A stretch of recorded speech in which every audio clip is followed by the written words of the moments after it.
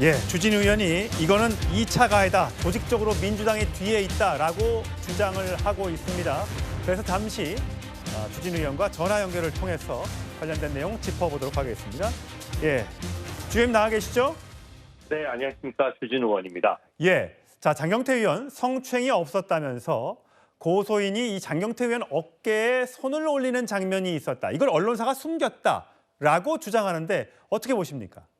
네, 원래 이런 성폭력 사건에서 가장 중요한 건 2차 가해 방지입니다. 그래서 언론사 입장에서는 영상을 공개하더라도 대부분 모자이크 처리할 수밖에 없거든요. 그렇습니다. 그것을 오히려 역으로 마치 이게 조작된 사건인 것처럼 주장하는 것은 맞지 않고요. 그 박원순 전 서울시장의 그 성추행 사건 때도 초기에 피해 여성에 대해서 먼저 신체 접촉을 한 듯한 사진을 올리면서 이렇게 그 친민주당 진영에서 조직적인 공격을 했었습니다. 그 행태가 지금 반복되는 것이고 일종의 2차 가해 행위이기 때문에 저는 그런 것을 쟁점화 삼는 것 자체가 매우 문제라고 생각합니다. 예, 지금 그러니까 이 피해자의 남자친구가 다짜고짜 본인을 에게 대해서 폭행을 저질렀다. 그래서 이번 사건의 본질은 그 나에 대한 폭력과 그 남자친구가 그 피해자에 대한 데이트 폭력. 그래서 그 여성이 말을 못하게 했다. 그 당시에 고소를 못하게 했다. 등등의 이야기를 하고 있는데 그건 어떻게 보세요? 일종의 물타기 수법 아니겠습니까?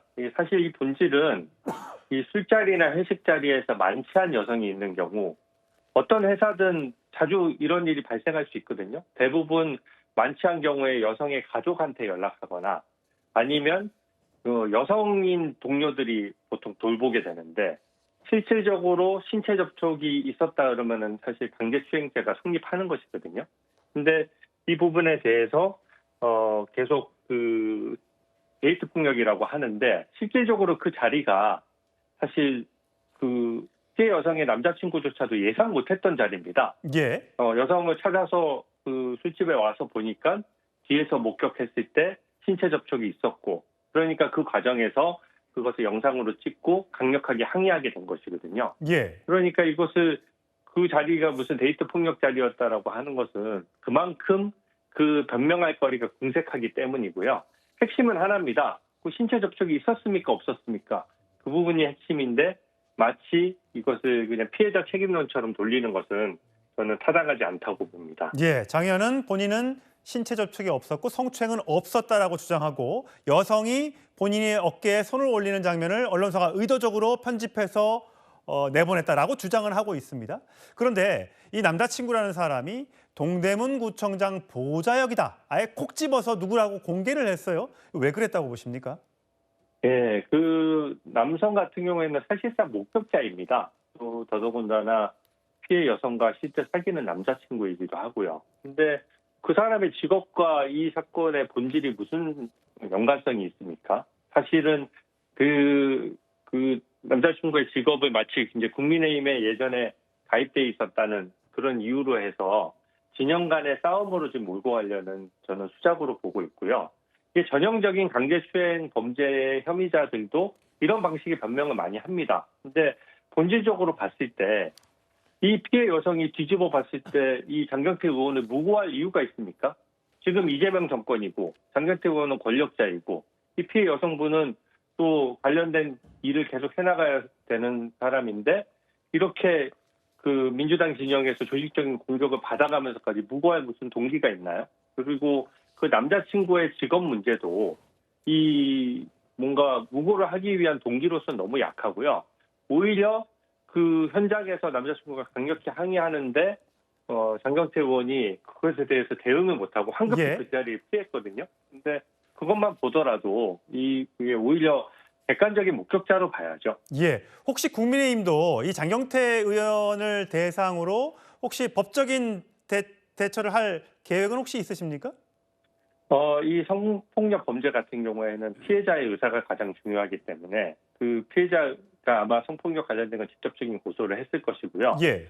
저는 2차 가해 행위에 대해서는 이것은 공당인 민주당으로서 있을 수 없는 일이라고 생각합니다. 예. 민주당 보좌진이 조롱하듯이 합성된 사진을 올리고 오히려 피해자 책임론을 제기하는 것은 이것은 좀 너무 심하거든요. 더더군다나 오늘 국회에서 그 기자회견을 하지 않았습니까? 국회라는 국민 세금이 들어가는 공간을 자기 범죄에 대한 변론의 장으로 삼은 것이거든요. 옆에 변호사를 동석하고 2차 가해성 기자회견을 하는 것 자체가 굉장히 국민 입장에서 불편한 장면이었고요. 예. 저는 2차 가해 부분에 대해서는 제가 구중을 해서 법적 조치를 할 생각을 가지고 있습니다. 예, 알겠습니다. 여기까지 듣겠습니다. 주 의원님 오늘 말씀 고맙습니다.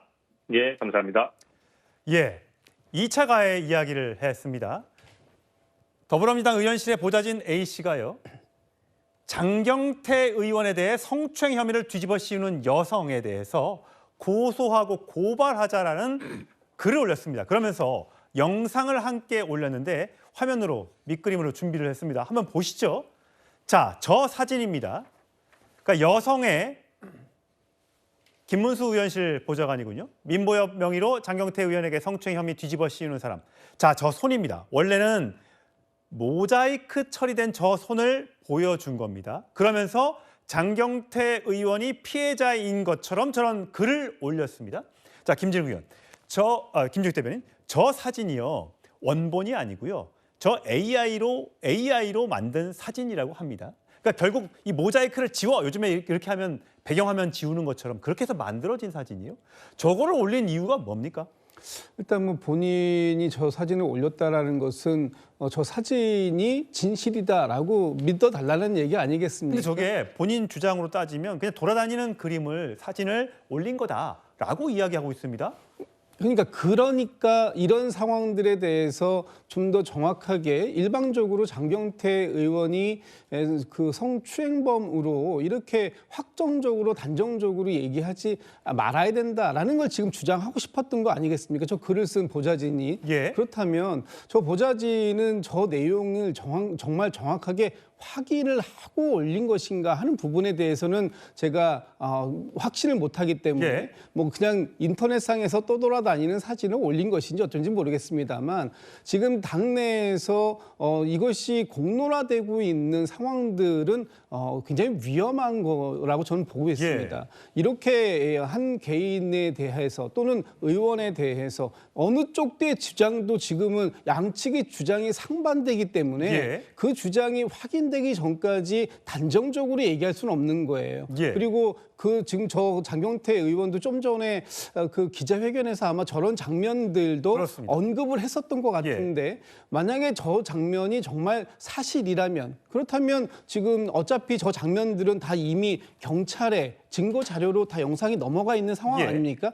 그래서 경찰 조사를 통해서 이 사안은 CCTV가 금방 가려질 수 있는 사안입니다. 이 부분에 대해서 그렇게 그 당에서 여러 사람들이 계속해서 추가적으로 말을 얹고 혹은 2차 가해성 발언을 한다든지 하는 방식은 저는 그건 동의하기 어렵다라는 예. 말씀드리고 어차피 이 사건은 장경태 의원도 강력한 법적 대응을 얘기한 만큼 예. 지금 경찰에서 신속하게 수사하고 당내에서 또 윤리감찰단이 지금 장경태 의원의 이 사건에 대한 조사 감찰을 지금 하고 있는 상황이니까요. 알겠습니다. 그것을 좀 신속하게 하고 그 결과를 그 공공에 이렇게 그 공개적으로 알려주는 그런 모습이 필요하고 거기에 따라서 예. 저희 당도 확실한 책임을 물어야 될 부분이 있다면 묻는 것이 필요하다 이렇게 보고 있습니다. 근데 앞서 민주당의 김민주 부대변인도 SNS에 내란 세력들에겐 장경태 의원이 눈에 가시였을 터라면서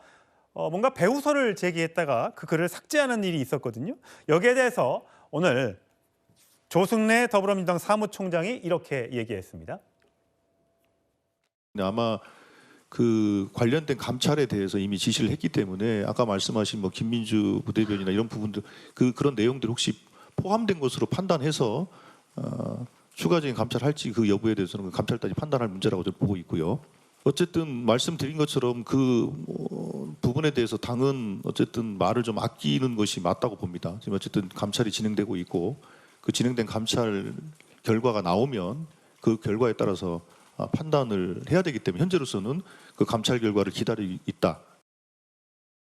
양측의 주장이 팽팽하기 때문에 민주당 입장에서도 참 곤혹스러울 것 같습니다. 어쨌든 피해자가 있는 고소를 당한 장경태 의원이 상황이기 때문에 여기에 대해서 2차 가해성 여러 가지 글이나 말들이 조심스러울 수밖에 없습니다. 과거에요.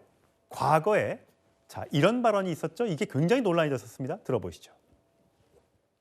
피해 호소인께서 겪으시는 고통에 깊은 위로의 말씀을 드리며 피해 호소인의 뜻에 따라 서울시가 사건 경위를 철저하게 밝혀주시기 바랍니다.